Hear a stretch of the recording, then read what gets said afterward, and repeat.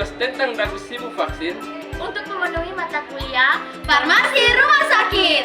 Selamat menyaksikan! Dagu sibu adalah singkatan dari dapatkan, gunakan, simpan, dan buang. Dagu sibu sudah tidak asing lagi dalam dunia kesehatan karena ini adalah upaya dalam mewujudkan pengobatan yang rasional. Vaksin COVID, vaksin polio, apalagi vaksin yang kamu tahu, begitu banyak vaksin yang sudah kamu dapatkan dari kecil. Tapi tahukah kamu apa arti sebenarnya vaksin? Menurut Kemenkes dalam buku pedoman vaksin, vaksin adalah produk biologi yang berisi antigen berupa mikroorganisme yang sudah mati atau masih hidup, yang dilemahkan, masih utuh atau bagiannya, atau berupa toksin mikroorganisme yang telah diolah menjadi toksoid atau protein rekombinan yang ditambahkan dengan zat lainnya yang bila diberikan kepada seseorang akan menimbulkan kekebalan spesifik secara aktif terhadap penyakit tertentu. Singkatnya, tubuh kita diberikan mikroorganisme penyebab penyakit tersebut. Namun, yang sudah dimatikan, dilemahkan, atau hanya bagian-bagian tertentu dari mikroorganisme tersebut. Bagaimana cara mendapatkan vaksin? Pernahkah kamu membeli vaksin di apotik?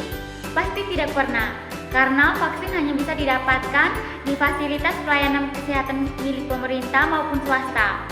Fasilitas pelayanan kesehatan dimaksud antara lain rumah sakit pemerintah, puskesmas, instalasi pelayanan kesehatan di pintu masuk negara atau kantor kesehatan pelabuhan, unit pelayanan kesehatan swasta atau UPKS, seperti rumah sakit swasta, praktik dokter, praktik bidan, dan klinik swasta. Penggunaan vaksin harus diberikan oleh tenaga kesehatan yang profesional seperti perawat, bidan, dan dokter dikarenakan kebanyakan vaksin diberikan dengan cara disuntik. Selain itu, ketika vaksin masuk ke dalam tubuh, sistem imun akan menganggap vaksin sebagai organisme asing yang akan menyerang tubuh. Sekedar pengetahuan bagi kita menurut Kemenkes dalam buku pedoman vaksin. Berikut ini rute pemberian vaksin. Yang pertama ada rute oral, diberikan melalui mulut. Yang kedua rute subkutan, disuntikan ke area tepat di bawah kulit ke dalam jaringan ikat yang berlemak. Yang ketiga ada rute intramuskuler, itu disuntikan ke jaringan otot.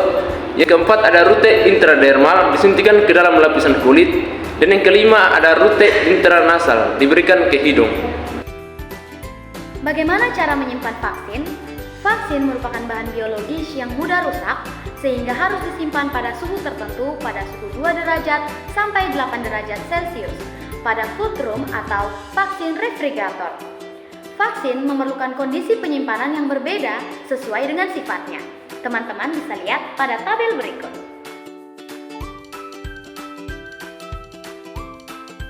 Pembuangan vaksin akan dilakukan dengan mengeluarkan cairan dari dalam botol atau ampul, kemudian cairan tersebut akan didesinfeksi terlebih dahulu dengan killing tank atau tangki desinfeksi untuk membunuh mikroorganisme yang terlibat dalam produksi.